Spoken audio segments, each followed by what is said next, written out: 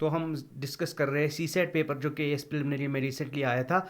तो ये इसका दूसरा पार्ट है। तो दूसरे पार्ट में हम और 3-4 क्वेश्चन डिस्कस करेंगे। तो पहला क्वेश्चन है what conclusion can be drawn on the base of the following statement. ये कंक्लूजन्स वाली क्वेश्चन हमेशा आते हैं यूपीएससी में भी और केएस में भी।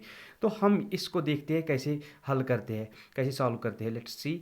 All bats are mammals. ये कहता है कि all bats are mammals. No birds are bats. No birds are bats.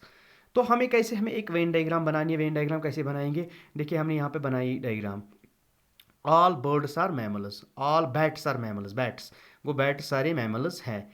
No birds are bats. तो बैट्स और बर्ड्स, जो बर्ड्स है वो मैमल्स हो भी सकते हैं लेकिन बैट्स वो नहीं है। तो हम कंक्लूजन देखेंगे क्या है। No birds are mammals, no birds are mammals. तो ये हम नहीं कह सकते बर्ड्स मैमल्स हो भी सकते हैं। ये कंक्लूजन हमें ये ठीक नहीं है। Some birds are not mammals, some birds are not mammals, some birds are not mammals. तो अगर हम देंगे some birds are not mammals तो ये भी हम नहीं कह सकते। उसके बाद है no bats are birds, no bats are birds. देखिए अगर बैट्स देखेंगे और बर्ड्स देखेंगे ये अलग अलग है तो ये ठीक है। वो 3 is absolutely correct. All mammals are bats, all mammals are bats. जरा हम देखेंगे all bats are mammals but reverse is not true. को चौथा भी ठीक नहीं है। तो तीसरा हमें लग रहा है ठीक है, चौथा बिल्कुल गलत है। तो अगर हम देखेंगे 3 कहाँ कहाँ पे आता है, third and fourth, third only. तो इसको आएगा थर्ड ऑनली। उसके बाद हम जाते हैं एक और क्वेश्चन पे। तो क्वेश्चन आया है कि मैंगो फ्रूट पोटैटो। तो मैंगो अगर हम देखेंगे फ्रूट होता है डेफिनेटली। पोटैटो क्या होता है? पोटैटो मॉडिफाइड स्टम होता है। तो पोटैटो को आएगा स्टम। उसके बाद अगर हम एक और क्वेश्चन की जानिब आते हैं तो हम देखते हैं A B C D and. ये सिटिंग अरेंजमेंट्स का क्वेश्चन भी हमेशा आता है के एस में भी और यूपीएससी में भी। A B C D and E are sitting in row. तो ये रो में बैठे हैं। तो क्योंकि हमारे पास टाइम बहुत कम होता है तो हमें जो जो हम क्वेश्चन पढ़ेंगे तो हमें साथ साथ लिखना भी है। A is sitting next to B. तो ए बी के साथ बैठा है। तो B, A is sitting next to B, ठीक। C is sitting next to D. C D के साथ बैठा है। D is not sitting with E. तो डी ई के साथ नहीं है। Who is on the left end of the row. तो ई लेफ्ट एंड में है, एक्सट्रीम पे ये ई।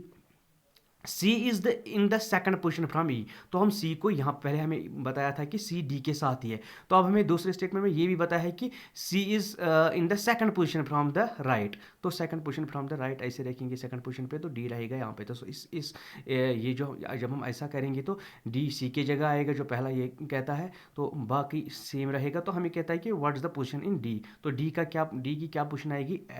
ये आएगा राइट मोस्ट। तो राइट मोस्ट पे डी आएगा। तो इस क्वेश्चन को बस आपको देखना है और लेकिन साथ साथ आपको बनाना भी है जहाँ जो कंडीशंस है कंडीशंस को फुलफिल करना है। इसी तरह एक और question, select the odd one out. Odd one out करना है। आउंस, पाउंड, स्टोन तो यार्ड। एंड अगर हम यार्ड का देखेंगे तो यार्ड हमें लेंथ मेजर करते हैं। तो बाकी जो है वो वेट मेजर करते हैं। तो यहाँ पे यार्ड निकलेगा अलग। तो उसके बाद अगर हम देखेंगे एक और क्वेश्चन, रिलेशनशिप्स का क्वेश्चन आता है अक्सर। तो हम देखते हैं कि showing the man buying a pizza, Sunita said he is the brother of my uncle's daughter. Who is the man. तो हमें सुनीता को देखने, सुनीता ये है, ये उसको कहती है कि ये अंकल की बेटी का भाई है। He is the brother of my uncle's daughter. तो अंकल ऊपर, डॉटर, तो डॉटर का ब्रदर, तो ये हो गए कजिन्स। तो इसमें कजिन आंसर रहेगा। तो उसके बाद हम एक और क्वेश्चन करते हैं सीरीज वाला क्वेश्चन। 5, 17, 37, 65, 101। तो इसके बाद क्या आएगा? इसने यहाँ पे क्या किया है? इसने 1 + 2 स्क्वायर, 1 + 4 स्क्वायर, दो आगे किया है। 1 + 2 square is equal to 5, 1 + 5 square is equal to 4 square is equal to 17। इस तरह दो आगे करने हैं। तो अगर हम 1 + 10 स्क्वायर करते हैं, एक होता है 101। उसके बाद करिए एक दो और बढ़ाएंगे, 1 + 12 स्क्वायर होएगा 145। तो 145 यहाँ पे आपका आंसर रहेगा। तो हम इस सीरीज़ को आगे भी जारी रखेंगे। शुक्रिया।